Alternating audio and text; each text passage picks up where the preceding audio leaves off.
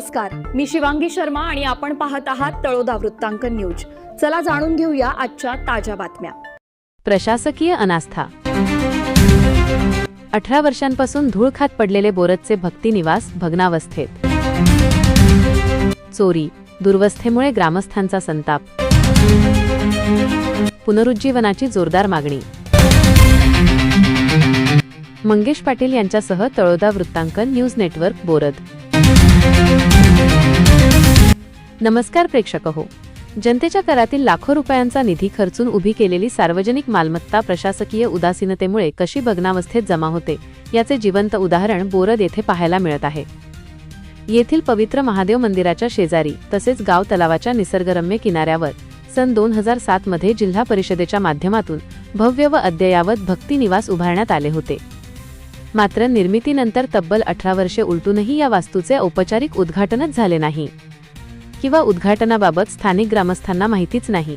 प्रशासनाच्या या अतोनात दुर्लक्षामुळे आज ही वास्तू पूर्णपणे उद्ध्वस्त होण्याच्या मार्गावर असून तिच्या पुनरुज्जीवनासाठी बोरदवासीय आक्रमक झाले आहेत। गावच्या धार्मिक, सामाजिक आणि शैक्षणिक चळवळींचे केंद्र ठरावे या उद्देशाने हे भक्ती निवास उभारण्यात आले होते, परंतु उद्घाटनाचा मुहूर्तच न निघाल्याने ही इमारत अनेक वर्षे पडून राहिली। सुरक्षा आणि देखभालीचा अभाव असल्याचा गैरफायदा घेत असामाजिक तत्वांनी इमारतीवर डल्ला मारला आहे। इमारतीचे सर्व खिडक्या, लाकडी व लोखंडी दरवाजे आणि महागड्या फरशांची चोरी करून पोबारा करण्यात आला आहे।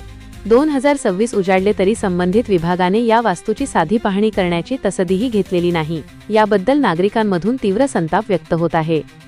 केवळ निधी खर्च करून इमारती सोडून देणे म्हणजे सरकारी पैशांची उधळपट्टी आहे, असा आरोप करत ग्रामस्थांनी या वास्तूच्या दुरुस्तीसोबतच तिच्या बहुउद्देशीय वापरासाठी प्रशासनाला ठोस पर्याय सुचवले आहेत, ते म्हणजे ग्रामीण भागातील विद्यार्थ्यांना स्पर्धा परीक्षेच्या तयारीसाठी शहरात जावे लागू नये म्हणून येथे अत्याधुनिक अभ्यासिका सुरू करावी। महिला बचत गट, स्वयंरोजगार प्रशिक्षण आणि तरुणांच्या कौशल्य विकास कार्यशाळांसाठी या भक्ती निवासाचा वापर व्हावा। लग्न कार्य, आरोग्य शिबिरे, कृषी कार्यशाळा आणि ज्येष्ठ नागरिकांच्या बैठकांसाठी हे भवन माफक दरात उपलब्ध करून दिल्यास ग्रामपंचायतीला कायमस्वरूपी महसूल मिळू शकतो।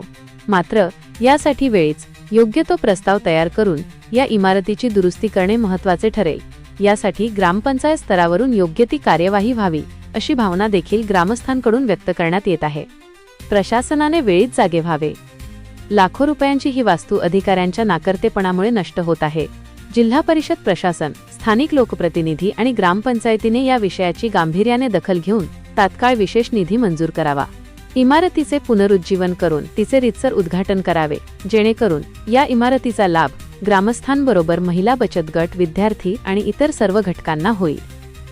18 वर्षांचा प्रदीर्घ वनवास संपवून जिल्हा परिषद प्रशासन या भक्ती निवासाला नवसंजीवनी देणार की ही वास्तू अशीच नष्ट होऊ देणार, याकडे आता संपूर्ण बोरदवासियांचे लक्ष लागले आहे।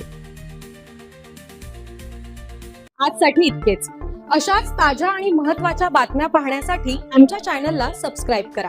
धन्यवाद।